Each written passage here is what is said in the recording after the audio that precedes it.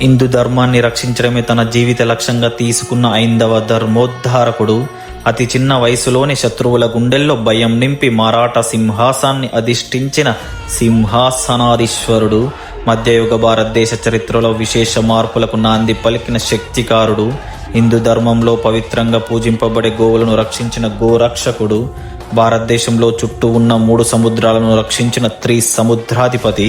భారతదేశంలోనే మొట్టమొదటిసారిగా నౌకాదళాన్ని ప్రారంభించిన భారతదేశ నౌకాదళ పితామహుడు, 19 ఏళ్ల వయసులోనే తోరణ దుర్గాన్ని కొల్లగొట్టి ఆక్రమించిన అజయ వీరుడు,